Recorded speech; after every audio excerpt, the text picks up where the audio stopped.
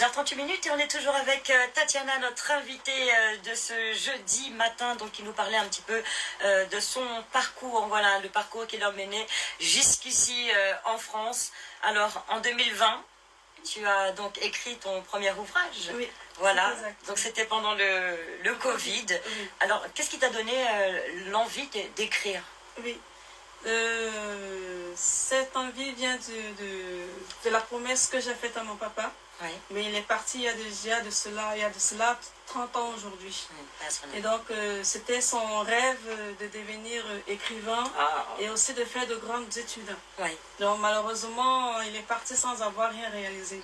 Et ça fait que ma mère, quand elle nous éduquait, elle ne cessait pas de nous dire vous devez faire l'école parce que votre père ne l'a pas fait, pour qu'on cesse de se moquer de la famille. Parce que il a été énormément rejeté dans la société, pourtant c'était un génie.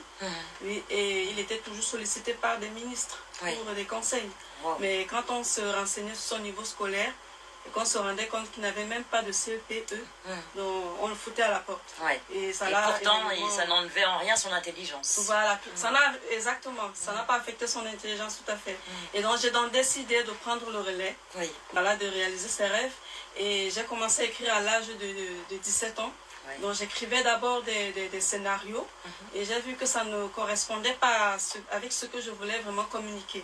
Et je me suis donc lancée dans la poésie.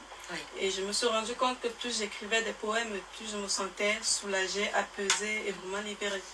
Et au jour d'aujourd'hui, je compte déjà plus de 3000 poèmes que j'ai écrits, dont je les publie au fur et à mesure. Donc voilà, c'est donc pour honorer la mémoire de mon père que j'ai décidé d'aller à fond avec mes études et de devenir écrivain. Voilà. Comme quoi, quand on a un objectif qui nous tient à cœur, ça nous permet de ne rien lâcher. Alors, le premier volume, Murmure du soir, donc, qui est sorti en 2020. Alors, parle-nous un petit peu de l'ouvrage, donc des poésies. Pourquoi Murmure du soir?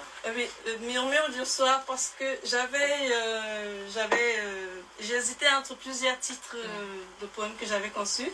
Et j'avais une petite fille que je suivais au lycée. Je l'ai entretenue jusqu'à ce qu'elle obtienne son bac, parce que je lui donnais des cours de répétition, paix à son âme. Donc je l'ai aussi initiée à l'écriture et elle a beaucoup aimé la poésie.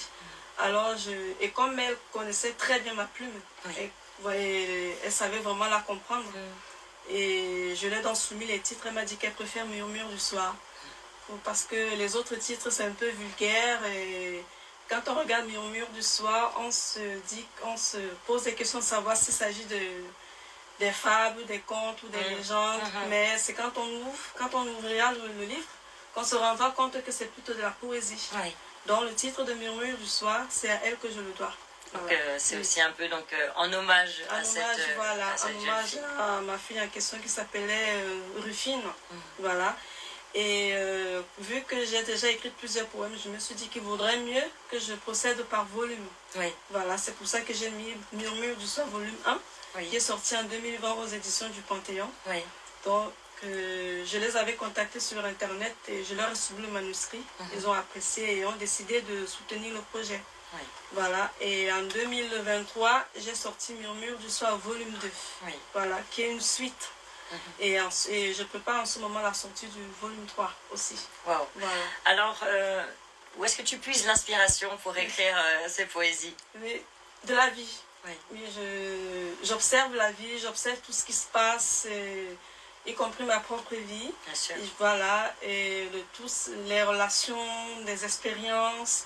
Et je me dis que c'est aussi une façon pour moi de sensibiliser, de conseiller aussi les gens et de parler d'eux-mêmes, de leur mettre face à leur vérité. Oui, voilà, c'est un peu mon style. Donc je ne fais pas trop rêver les gens parce qu'on sait que la poésie, ça fait normalement rêver. Voilà, ça fait rêver, mais moi je procède différemment. Je préfère plutôt alerter, voilà, et pour éveiller les consciences. Donc tu es plutôt dans la réalité. Voilà, exactement, dans la réalité. Dans tes poésies. Alors aujourd'hui, lorsque ta famille voit ton parcours, l'aboutissement de tes ouvrages, qu'est-ce qu'ils te disent? Qu'est-ce que ta maman, elle en pense? Oh là, chaque jour, elle ne cesse pas de me dire qui l'eût cru. Et oui, forcément, elle doit être fière. Elle doit être fière. Alors j'imagine qu'il y a encore ta famille qui est là-bas au Cameroun. Est-ce que tu as l'occasion d'y repartir? repartir. Oui, bien sûr, ça me manque. J'ai parfois la nostalgie. Bah oui. Et voilà, donc je projette d'y retourner un de ces 4 ou peut-être à la fin de ma formation.